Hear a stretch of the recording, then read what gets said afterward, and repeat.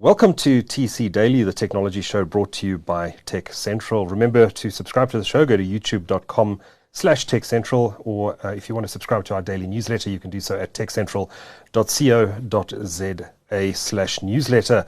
Now, a great guest in the studio now. I'm joined by Gour Lentell, the technology entrepreneur behind one of South Africa's most successful apps, Moya, which provides data-free messaging to data-poor South Africans who otherwise might not be able to afford to communicate. Gour, it's good to see you. Welcome to the studio. Good to see you again, Duncan. Thank you. Take us through Moya and how it came about. What were the origins of the app? The company behind it is called Data Free. Tell us a bit about Moya and how it's grown over the years.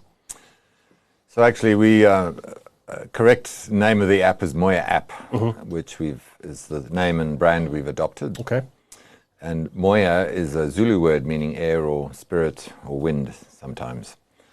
The origins of MoyaApp are a slow realization from living and working here for a few years that South Africans have a very, when I say South Africans, I mean the whole population, not the mainstream market, if you like, have a low propensity to install apps on their phone.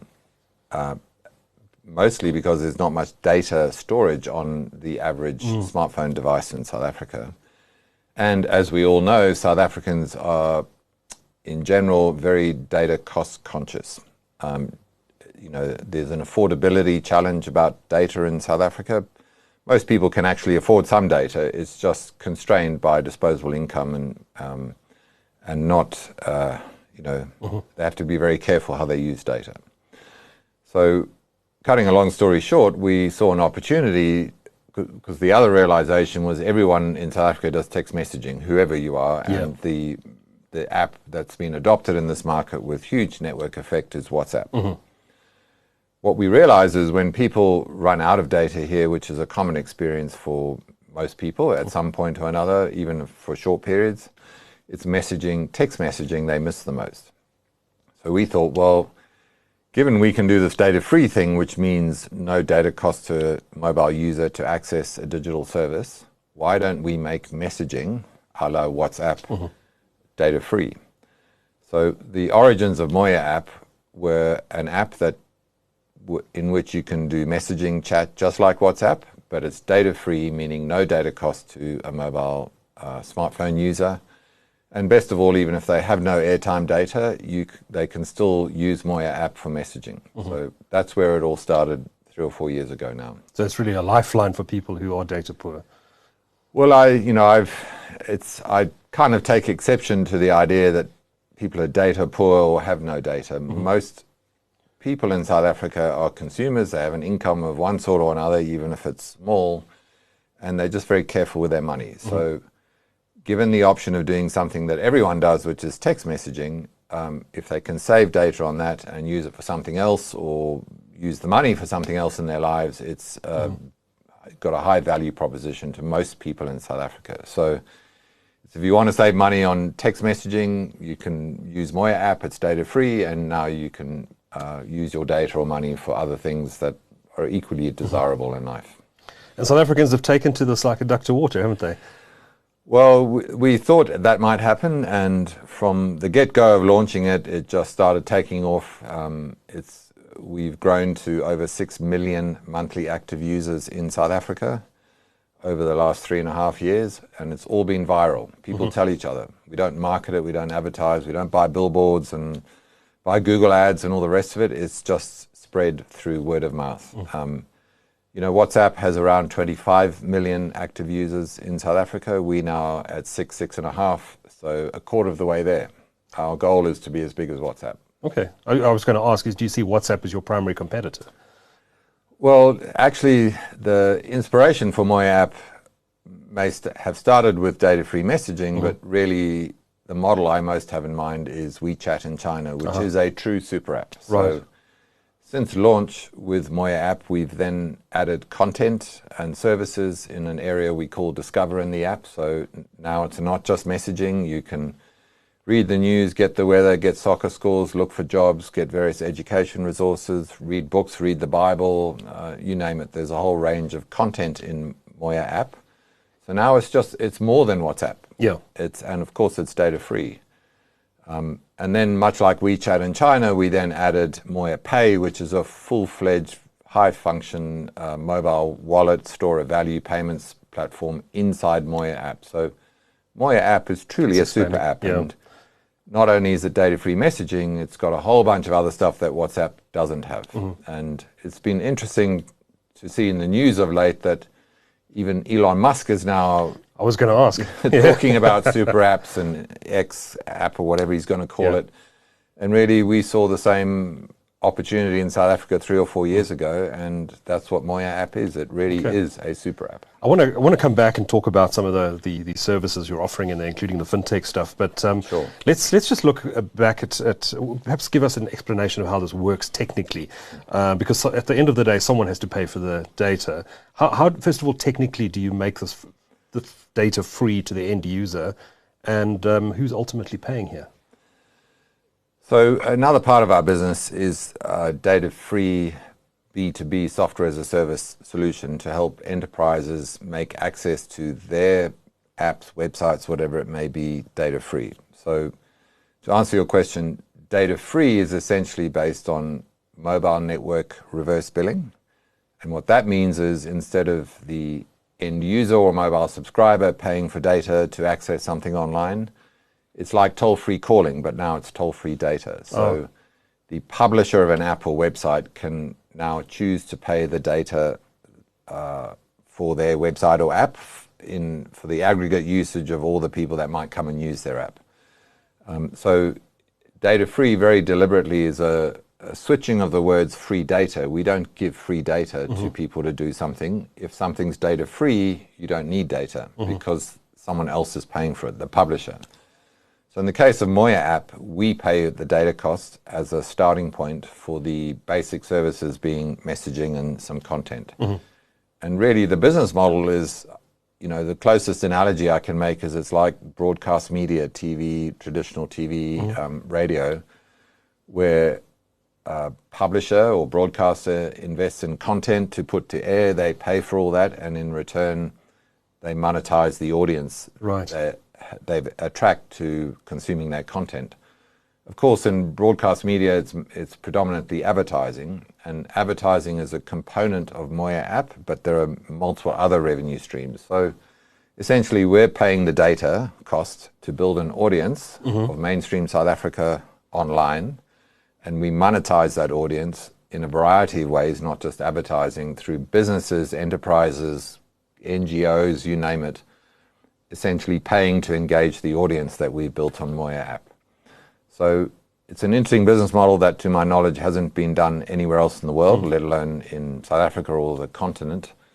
And I think it's really, we're pioneering a new innovation where we pay the data, build an audience, and we monetize the audience. And of course, the aim is to make a profit from doing that. And the mobile operators were quite happy to engage with you and to offer the solution to you, or was that also quite a tricky negotiation? No, absolutely. They offer reverse billing services. We went to the operators and said, can we be a customer of your enterprise division and pay for data? They said, sure, come on in. No problem. So, a term that's often used in the industry is zero rating, not least during the COVID period.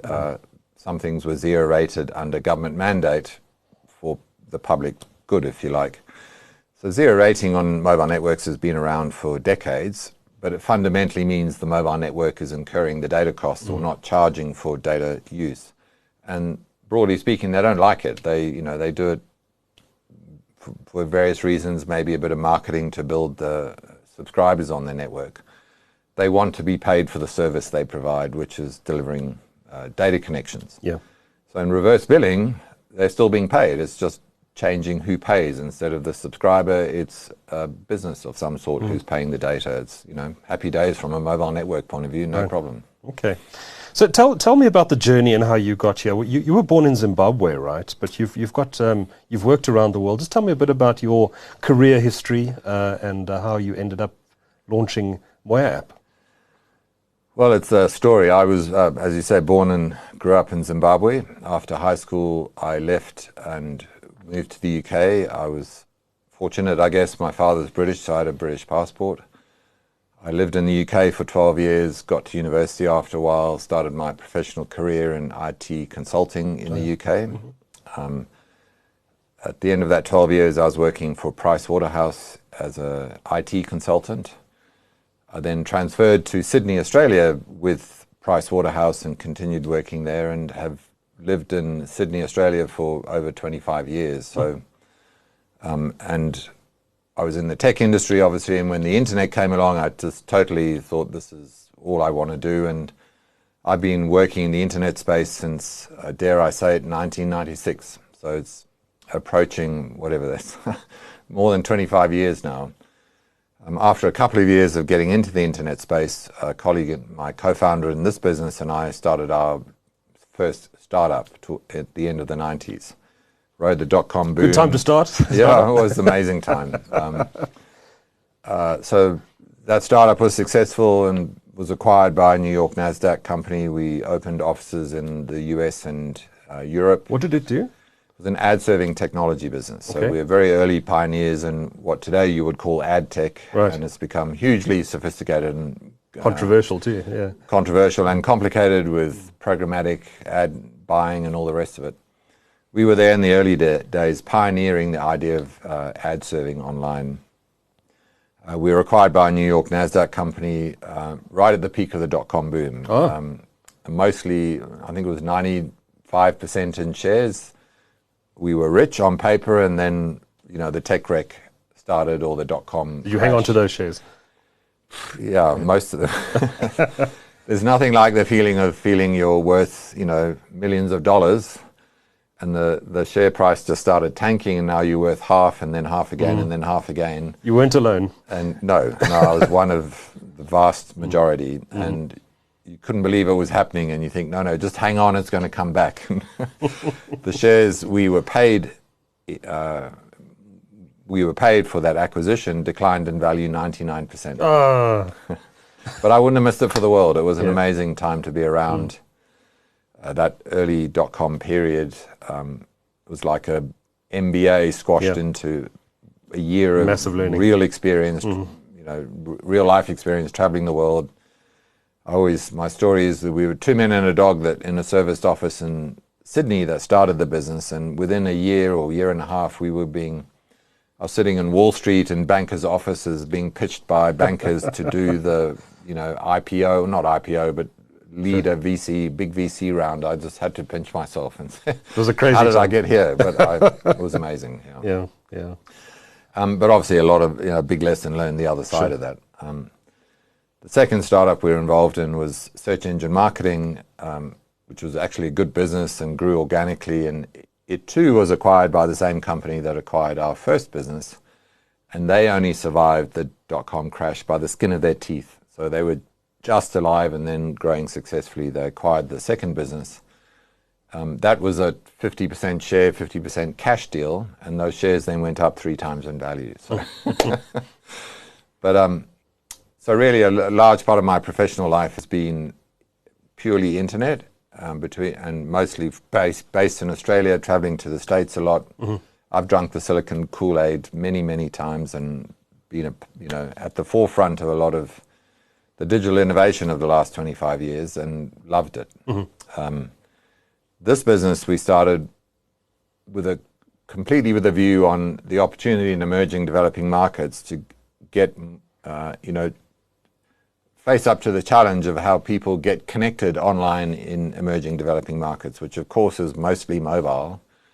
And aside from device and software challenges, which largely have been solved by the advent of Android smartphones, but the affordability of data is a worldwide problem in many countries. It's not unique to South Africa. And this idea of reverse billing and data free was a light bulb moment a few years ago to realize that you can completely solve the data affordability challenge by making services data free, because someone else, the publisher, provider, is willing to pay the data to get the audience engagement. And it's truly transformational because it literally removes completely the brick wall between users who want to be online but can't afford the data and providers of digital services who really want to engage audiences, especially mainstream, and are blocked by that brick wall of data costs. So data-free removes it. Yeah. And we've leveraged that idea and the advent of that technology and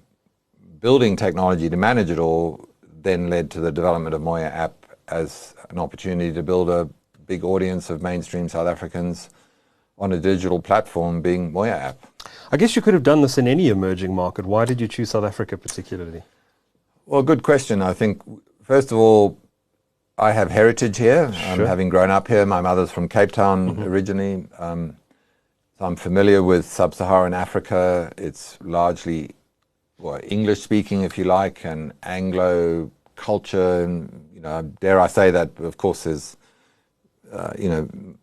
very important indigenous cultures here and African cultures. So I don't want to be overplay that one, but it's a lot easier to come and launch this business here than Asia, Indonesia, Philippines, Bangladesh, Brazil, Argentina. I mean, I've no cultural familiarity, the language is a barrier. It just made a lot of sense to. And South Africa is, the largest, or you can debate that, economy in Africa, and then a great place to build a business, prove the models, bring new technology and innovation, and then use that as a launch pad to not only the rest of the continent, but other regions in the world, which is something we are actively doing, especially for the data-free business. MoyaApp is very specifically focused on South Africa for now. And is it only available through the local app stores? Well, we've published it in the app stores, but of course it's available anywhere in the world, but it's only data-free in South Africa. Right, okay. So which markets will you look at next? Well, for the data-free business, potentially any global market where cost of data is a barrier or there are businesses interested to pay the data. Ironically, one of the largest companies in Australia in this past year, when the CEO who I met at Christmas time in South Africa heard about what we were doing, he said, I want to use this for my 200,000 employees in Australia, if you can believe that. And the rationale is less about the cost of data challenge. It's more employees are expected to, there's the bring your own device model is becoming popular globally, not just laptops, but phones. So if you're an employee going to work for a company, you prefer to use your own phone, your own number, keep that identity, if you like. Your employer requires you to use some apps or websites or whatever it may be as a function of your work when you're not in the office. And it's not so much I can't afford the data issue, it's why do I have to use my data to do my job? Yeah. So the business need is slightly different in a country like Australia. It's just an employer saying, I want my employees to be connected to do their job and I will pay the data. So there's never a question about them having to use personal data plans to, and realization is the same logic applies equally in America. So we've suddenly realized actually there's a true global business opportunity for this idea of data-free in all markets, not just emerging, developing markets. But back to MoyaApp, the critical thing is to build scale of audience in a market, to be meaningful in that market in terms of being a platform with large audience that businesses of all kinds would want to use to engage people in South Africa. And unless you've got critical mass, it's not worth doing. So we are very focused on building that critical mass in South Africa, building network effect in the platform, and being relevant to the, not just the media industry, but industry at large in South Africa, because we have mainstream South Africa highly engaged on a digital platform, being MoyaApp. So we're not really at this stage planning to take it to other markets ourselves. Okay. We have had inquiries from other markets saying, what a great idea, can we do it in Zambia, for example? And in that case, we'd rather provide technology and know-how to a local player to invest in building the audience for their market with understanding of the dynamics of that market. We're not ready to do that ourselves. So let's talk a bit about the instant messaging market. You spoke about Meta platforms and WhatsApp and the fact that they really are dominant here in South Africa, with 25 million active monthly users by your estimations. You're on about 6 million. You want to get to that sort of WhatsApp figure. It always seems to me that you get an instant messaging product that tends to dominate in a market. So WhatsApp dominates in South Africa. Line dominates. I think it's in Korea or Japan. You tend to find one app emerges and then becomes, because of the network effect, starts to dominate. Do you hope that MoyaApp will become the dominant app, or do you expect it to coexist with WhatsApp or some other product in the market down the line? I fully expect at this stage to coexist. I'm not quite that ambitious to say we will replace it, but network effect is a phenomena that's emerged, especially in the online industry, over the last 25 years.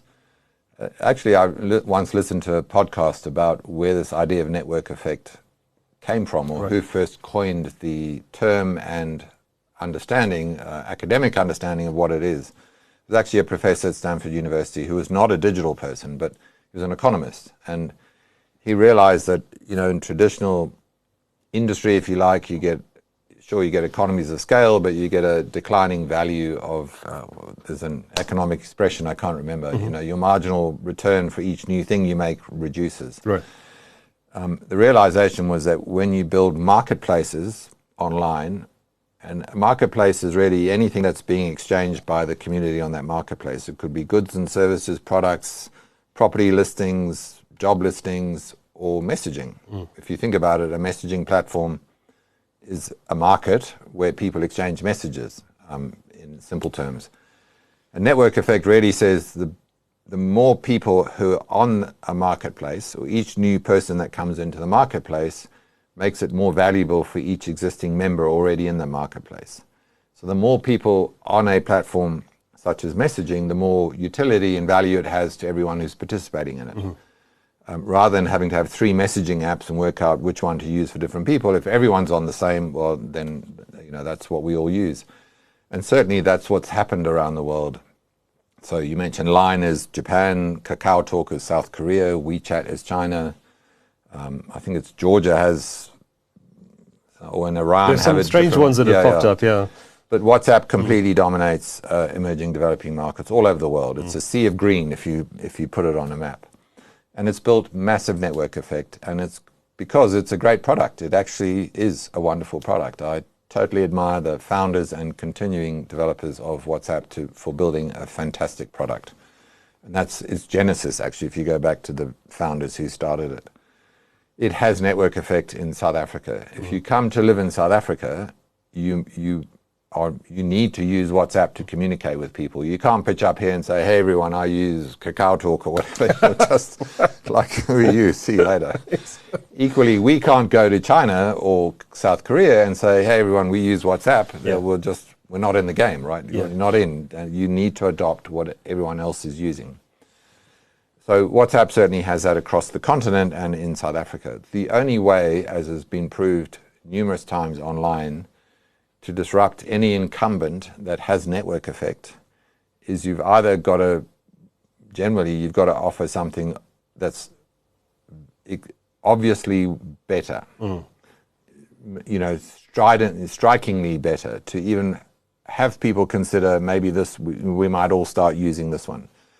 One of the best examples of that in real life is eBay back in the day was dominant in many markets around the world for, I don't know what you call them, classified list. It wasn't classifieds, but a marketplace of people buying and selling products. Like a car boot sale, but online. I want to go to the biggest one to sell something because there's more buyers, or vice versa. Gumtree came along as a UK-founded company originally and disrupted eBay's market share in many markets because it was free. So it was a pricing differentiation. It wasn't that it was better, it was free and eBay wasn't free. And Gumtree became so successful, eBay bought them in the end and said, we can't take this anymore, we'll own it. Not quite a network effect model, maybe it is, but Google disrupted AltaVista back in the day because it was just much better. Simple as that. Everyone said, no, I'm going here instead of there because it's better. And then they crawled, they got bigger and bigger coverage. We've seen similar things in messaging, in the instant messaging market in South Africa. I mean, when instant messaging really first took off on mobile, it was a South African-born invention called Mixit, which was later displaced to some extent by BBM, BlackBerry, which I think didn't go cross-platform quickly enough and then lost out to WhatsApp.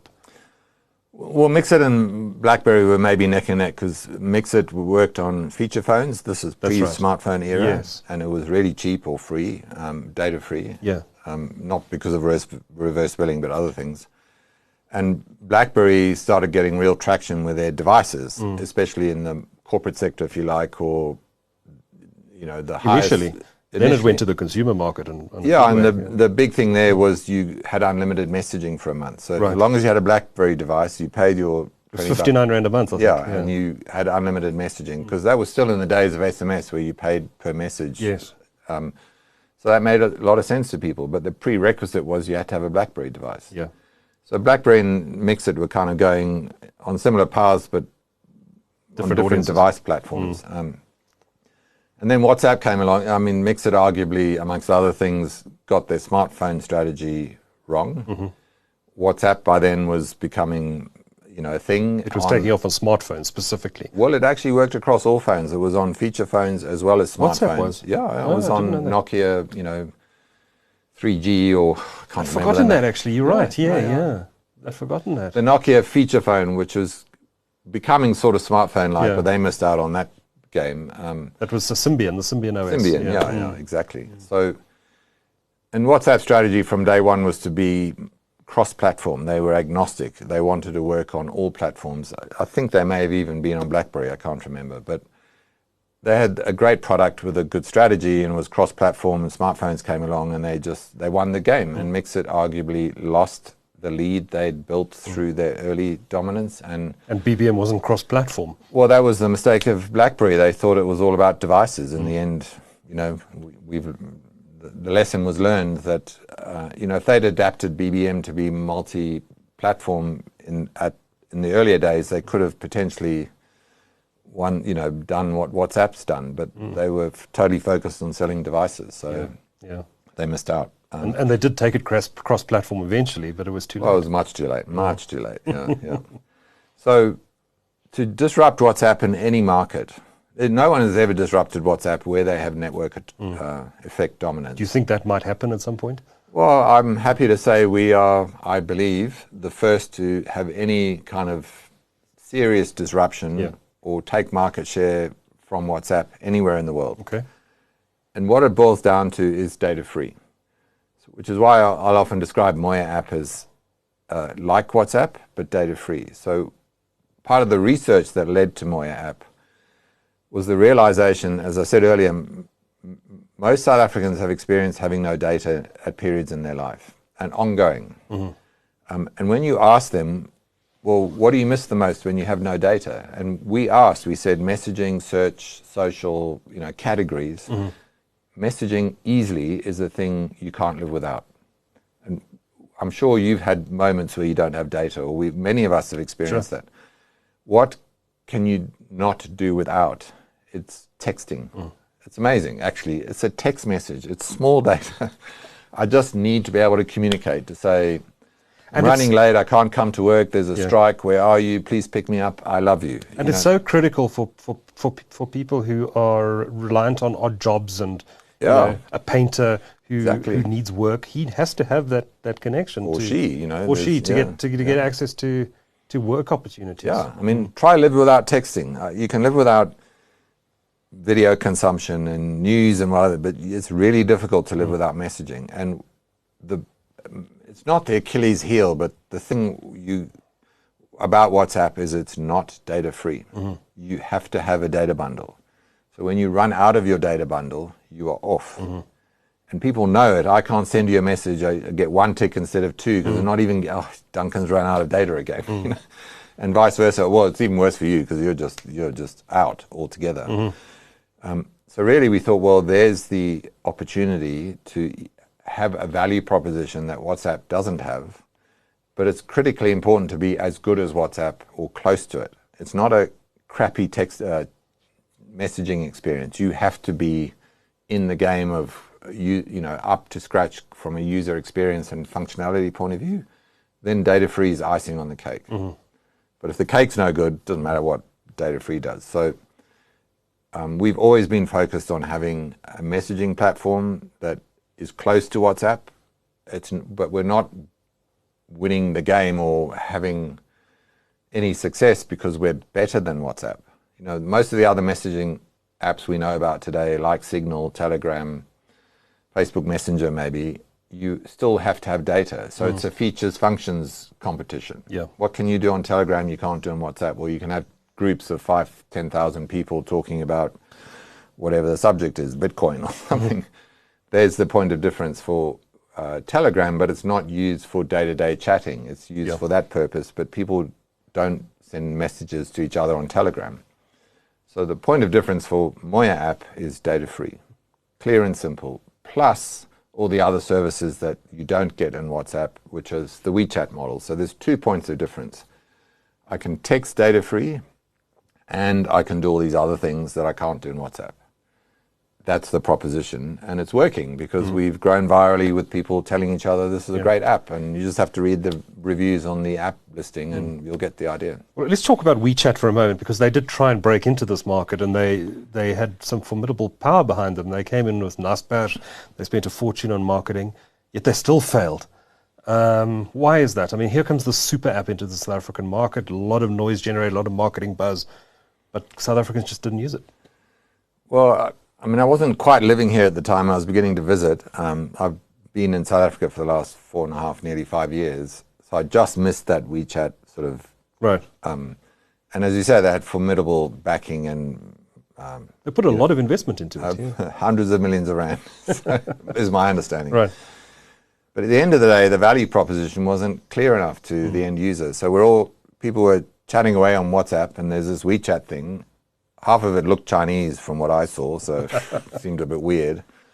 I could chat on it, but no one was on it, so I'll just keep chatting on WhatsApp. They sort of try to make a go of their wallet thing, WeChat Pay, but it was really just a bank account. You had to, with Standard Bank, you had to go through all the normal bank rigmarole. Right. And if you try to access content in WeChat, the vast majority of it was the same Chinese content you have in China, and it was pretty difficult to find anything of any interest. I know they got a few content sponsors, Media24 or News24 was there, and a few others, but it wasn't enough. So I think people looked at it and said, point of difference isn't clear, we're happy with WhatsApp and whatever else. And I even met, when I was working here, a guy tech guy who was at university at the time. WeChat was around, and anecdotally he told me, he said, WeChat came and said to everyone, all the students, you can have a free coffee every day for a month. So they all installed it, got their free coffee, and then uninstalled it. And I seriously think any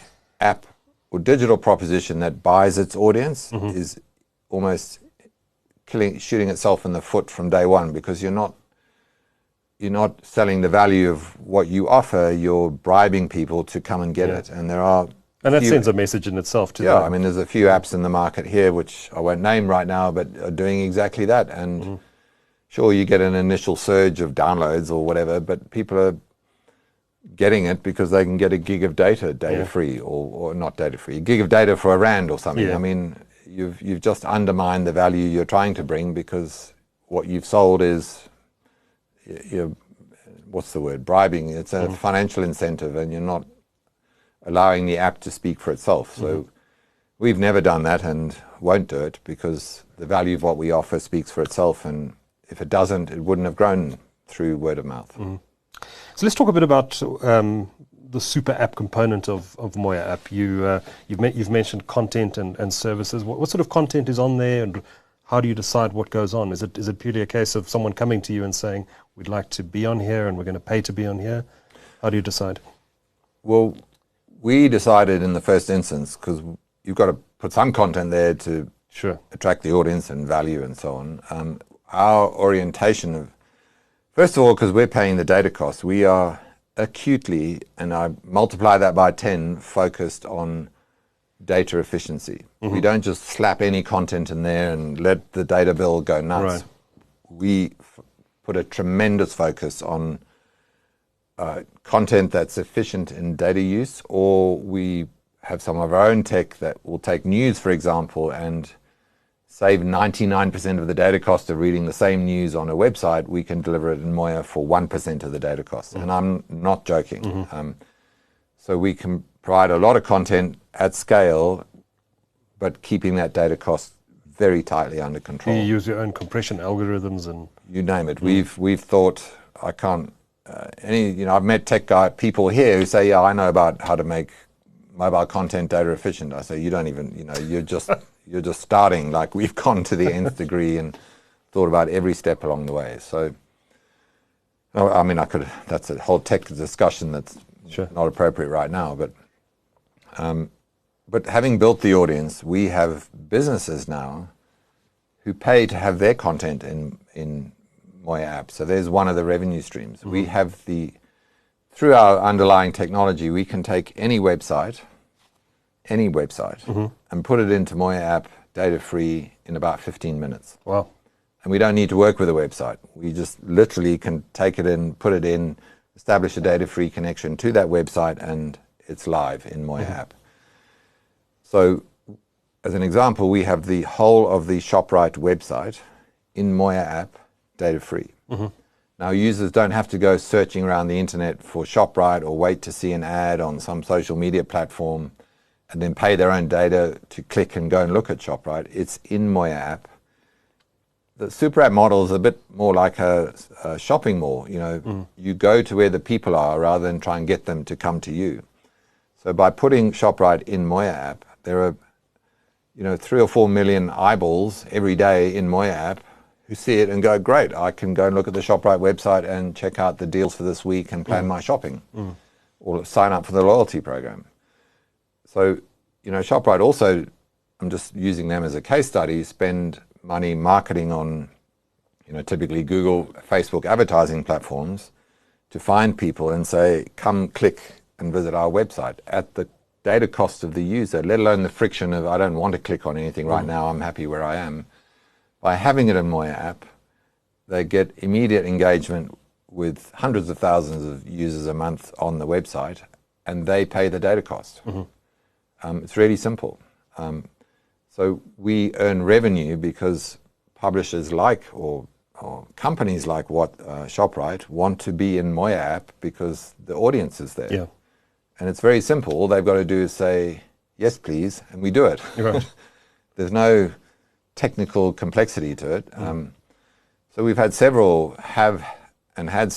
businesses like that who say, put my website in MoyaApp, please, because I get the audience. I don't have to buy the audience through online advertising. Yeah. And not only do they get audience on their website, we're a chat messaging platform, so they can engage their audience through messaging. Thank you, Duncan, for signing up or filling in the thing or registering, and I'll be messaging you through our business API, with a chatbot, welcoming you to the engagement you've just had with me on my website. And I could put ads in there. And of course, we have MoyaPay if you then want to transact with me, or I forget the case I was talking about, but that's the power of a super app. And WeChat does this at scale in China. You reach people, they engage with your content, you can have a whole messaging experience with them, and you can transact with them whether they're paying you or you're paying them, all in the one place. Except in the case of MoyaApp, it's data-free for the end user. So tell us a bit about this mobile wallet that you've built. It's pronounced MoyaPay, is it? Is that correct? MoyaPay, there's no D on the end. Oh, the D's gone. D's gone, long time There used to be a D. There used to be a D. Okay, MoyaPay. It got complicated because people would say MoyaPay D. What does that D mean? So we just took it off. Right. It's MoyaPay. MoyaPay, okay. Yeah. So you've built this into the Moya app. What does it do exactly? Well, it's probably the most full-fledged, rich-featured mobile wallet, store of value and payments platform in South Africa today. Okay. So, there are other sort of fintech players around, but they tend to be isolated, more limited to certain functionality for whoever owns them or whatever. So MoyaPay is a store of money value, so you can have money paid into it through bank EFT, through employers paying you. You can deposit cash in various ways. You can buy vouchers, VAT vouchers to use to fund your account. So there are multiple ways to get money into MoyaPay. Then it's a store of value in terms of my money. How much money can you put in there? As much as you like. Okay. Yeah. No limitations in terms of the regulatory side of things. Basically not to put in the regulations that govern MoyaPay, because it is completely compliant with cyber regulations and compliance requirements. Yeah. there are caps on how much you can spend out into the financial system. So I could deposit R1 million in my MoyaPay account and happily send you R1 million or any number, a big number, no problem. And you can send it to whoever and it can stay in the ecosystem. But when the money flows out to the formal financial system, be that a cash withdrawal, a payment in a store, or some other thing, there are limits imposed under the regulatory framework as to how much can flow back into the financial system. But it's a large number for anyone with a South African ID. So in terms of the majority of the population, it's not a limit that's you'll ever reach. Or unlikely. And part of the reason there are limits and monitoring for money laundering and thing is to obviously keep a lid on illegal, inappropriate use of a platform like MoyaPay. If it was drug money or illicit money flowing around, there would be issues. But so that's why there are constraints on going back into the formal financial system. But for the average person in South Africa, it's a meaningless limit. You can live your life on it. So you can get a prepaid MasterCard linked to your MoyaPay account. So you can fund that MasterCard. It's prepaid balance, so you can spend it anywhere MasterCard's accepted in South Africa. Which get a physical card. Physical card, so I have one in my pocket.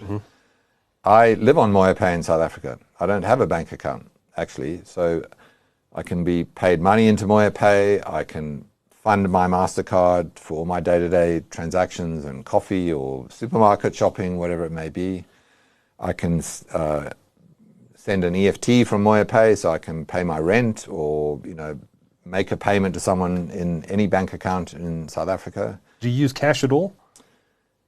I mean, occasionally I'll use my MasterCard to take cash out of any ATM, or I can go to ShopRite Checkers and take cash out for day-to-day cash needs. So cash is still needed occasionally. Still needed here, especially for paying a car guard. Exactly. I was recently back in Australia post-COVID, and it was very noticeable there that hardly anyone's using cash these days. They're all tapping their phones on POS machines, and that works well in a market like Australia and many other countries. But that's not adopted at any scale here yet. Partly because it's still a big cash economy here, and partly because banking is so expensive in South Africa. I was shocked. Coming from outside South Africa at how expensive it is to have a bank account here. Could a solution like MoyaPay, though, get more and more people out of the cash ecosystem? That's absolutely our goal. So where does the resistance come in from people using an app like MoyaPay instead of cash? Is it a trust issue? I think day one it's trust. It's so clear to me, and I think people in business and industry and tech kind of forget about this sometimes, that trust is hugely, hugely important. When you are earning a modest income, which might be a wage, it might be a daily hustle and sort of variable income, where your money is, if it's in a digital form, banks or whatever, you have to have absolute trust in the place or the entity or the enterprise that's offering that service, because it's your livelihood, it's your sustenance. You can't afford to lose it. So unless I trust you as a banking or any other type of institution implicitly, I'm going to be careful about where I put I'd rather give it to my gogo to look after than put it there in case. Is that because South Africans have seen bank fees eating away at their savings, and they put your salary gets deposited, your meager salary often gets deposited in a bank account, and if you leave it there for very long, the bank fees start to erode it? So I think bank fees are a big issue for most people here. As I said, I'm shocked at how expensive banking is, and I kind of understand why, but for people on lower incomes, it's frighteningly expensive. Monthly account charges, transaction charges, fees for anything you want to do or think about, getting a statement you have to pay. Actually there's high trust here in the established formal banking system. I mean, the banking system in South Africa is first world, it's well regulated, it's safe.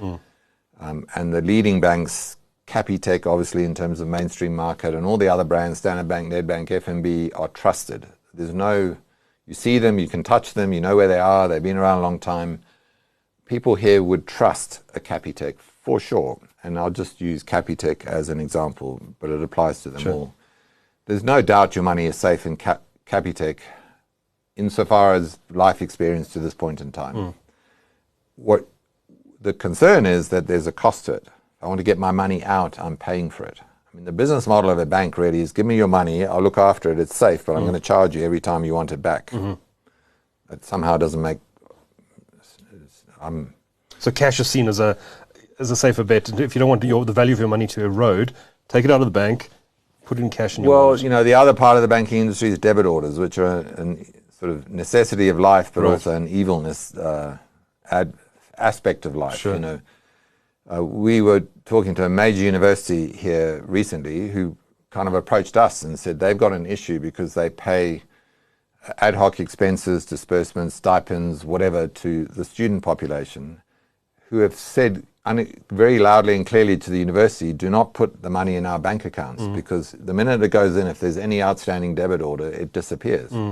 Like, no. Pay me some other way, not to my bank account. There's a lot of gouging in the debit order industry here. I mean, there's the legit side and there's a whole lot of very murky practices about, draining accounts of money. And a lot of people here don't want you to pay them into the bank account because there's maybe an outstanding debit order and they won't receive full value because that gets it first. And of course, there's a cost associated with that. I mean, pricing's got better, but if I want to spend my money, I've got to pay. So, one of my colleagues who grew up in Soweto said the analogy was you walk into an engine garage and you buy a 10 Rand stick of gum or something, and when you put 10 Rand on the table, the deal's finished, done, exchange of value, walk out, finished. If you think about paying with your card or some electronic means, it's not 10 Rand anymore, in your mind anyway, it's 11 Rand, or there's an extra fee associated with paying electronically. No thanks, I'll just pay my 10 Rand. And it's hard to change that mindset, even if that fee disappears. Well, there's still an account charge as well, so a lot of people, South Africa is well banked, so there's not an unbanked problem in South Africa. It's an underbanked country because there's not enough use of banking rails because fees are onerous for a lot of people here. The contrast in China, just using it as a benchmark out there. Right. I read a Wall Street Journal article last year that was pointing out 69% of all financial transactions in China today are done with mobile wallets. And most of that's WeChat. Well, WeChat Pay, Alipay, 26% or 24% is cash and 6 or 7% is cards. Why is everyone using this mobile wallet? Because it's cheap as chips. Merchant fees are 0.1%, or there's a 0.1% transaction fee. Like, who cares about it? And it's convenient and it's QR code based. You don't need POS machines and connections and all the rigmarole and rents on those machines and 3% merchant fees or whatever they are. It's just scan, pay, scan, pay, scan, pay. Yeah. It's ubiquitous there for small and large transactions because the pricing's right. Everyone has it. Massive network effect. It's convenient. Smartphones or whatever. It's better than cash. That's the opportunity in South Africa, I believe. But transitioning from how things work today to that is not just, this is a good idea, let's do it, everyone. You have to build distribution, traction, you have to build trust in a platform. People need to see the value and convenience of using it. It can't be expensive or can't be the same pricing as the banking system as we know today. And that, I'm sure that's going to happen one day in South Africa. It's just a question of who or which one's going to bring the right product to market to start building that value. And, of course, M-Pesa's done it in Kenya. Yeah. And there are other models around the world. It's just never been the right product here for this market with the right price point. So the opportunity is wide open, I think. And really have you looked at what BankServe Africa is doing? We had Jan Polbauer, their CEO, in here a couple of weeks ago. Fascinating discussion about PayShop, which is this new payments enablement platform that they're building. Have you had a look at that at all? Are you excited about what they're doing? I think it's been that idea of instant payments through the banking system, as we know it today, has been a phenomenal success in India and Brazil, or two markets that come to mind, because it really is instant payment, and it's to a mobile number. What that concept is I can say, I'll pay you right now, Duncan, 1 Rand or 10 Rand, just give me your number. I don't need account details and EFT and all the rest of it. I'll just send it to your number. Makes it almost frictionless. Completely frictionless. It's instant. There's no like wait 24 hours for it. Yeah. And it's retrievable by you in your bank account or a car. You know, there's various ways you can access that. You can even go to, it's, you know, today we have e-wallet transfers or whatever brand name. You have to go to an ATM and you can get the money out. But there's no doubt this concept, if implemented well, will have huge impact here, and everyone will then work into it. So the opportunity for MoyaPay is to plug into that system as it emerges or when it emerges, because there's still value in MoyaPay, which is not just money transfer, but I can buy airtime, other value-add service products, prepaid electricity, engage with a growing number of merchants on the platform, you know, QR code pay, you know, all kinds of things. So, you know, it'll be very interesting to see what banks bring to market.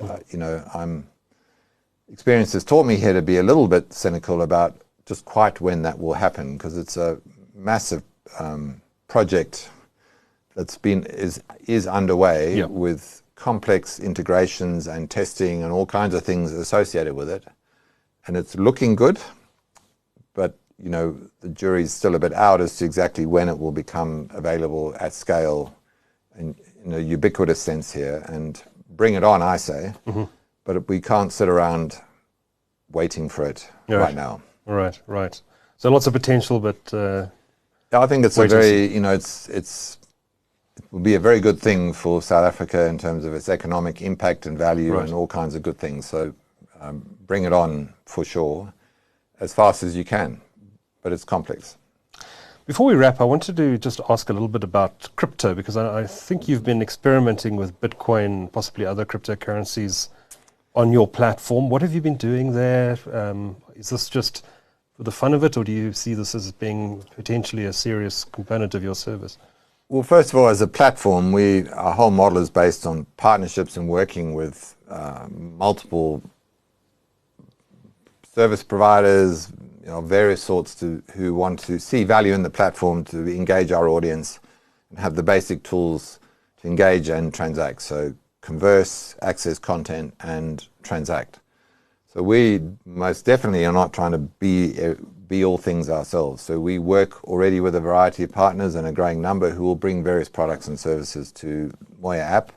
And there's a huge roadmap or potential in front of that, from local markets and service providers to national, you name it. So today we have a partner who's based in Cape Town who've brought their service into MoyaApp.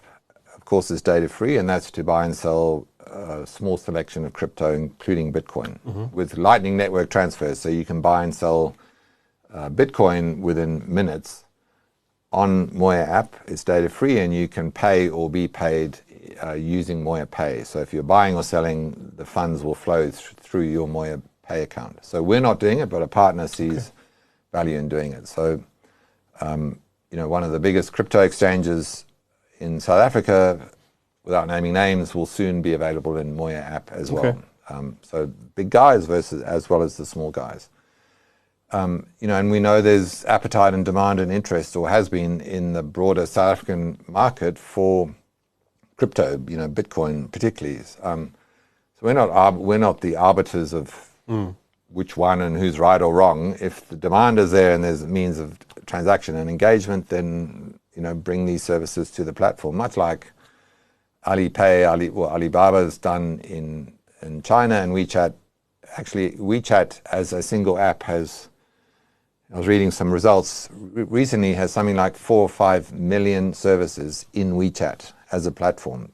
That I would like to have tens of thousands of services in MoyaApp across everything you can think of in South Africa that provides value to businesses and the population of South Africa to engage in, and crypto is just one of them. So. Do you see yourself developing your own crypto wallet at some point? No. It's not. That's not our game. It's not a core competency. There are people who specialize in that. Bring them into the platform. Right. That's a platform model. It's not to do it all ourselves. It's to partner with people. I mean, as a personal conviction, the only crypto I think that has any merit, value, and longevity is Bitcoin, just as a personal opinion. But that's not an opinion I reflect in MoyaApp, but Sure. I think Bitcoin is particularly exciting. So. Okay, interesting. Before I let you go, I'm going to circle this conversation all the way back to Elon Musk. We chatted about him briefly at the beginning. Now he's in the process of, reluctantly it seems, buying Twitter, and he's been making some noises about building a super app, and that this will fast track his plans to build X, his so-called super app. And I believe he owns the URL x.com. I think he brought it back because it was one of the URLs in the early PayPal days. Or that's pre-PayPal. right. That's right. Must be worth an absolute fortune today. What do you think of what he's doing and what he's saying right now? Does Twitter have the potential to become a super app? You're in the space. You're building a super app yourself. You're probably ahead of what Elon's trying to do. What are your views on what he's talking about? What he's saying right now? First of all, never underestimate Elon Musk. Sure.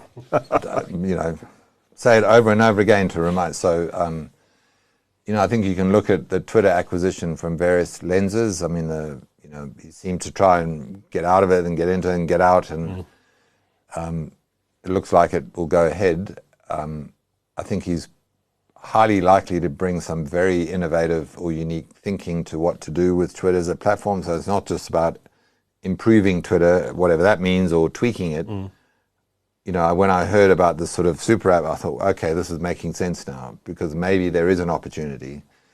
Of course, especially in the US market, what you're basically, if you go with that strategy, you're then trying to disrupt very well-established other platforms for messaging or chat or social media or whatever it is. So that's not just, I'm going to do it in Twitter and everyone's going to come to it. So you've got to have a value proposition that people see value in. But it's a really intriguing idea that for the first time, a major player in the US market in particular is actually thinking about the super app model or adapting it to the US market and obviously global beyond that properly.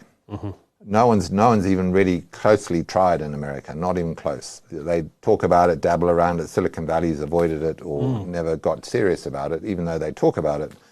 This might just be a really interesting play, and it might look like a very expensive acquisition down the track. It might look like genius. I don't know, but I'm going to watch with interest.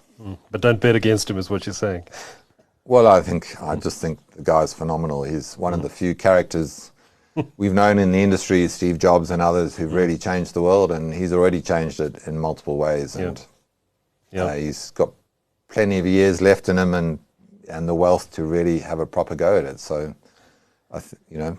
take my hat off to him for even thinking about it and then actually doing it or trying it. Gour Lentell is the founder of MoyaApp and Data Free. Thank you so much for a fascinating discussion. My pleasure. Thank you, Duncan.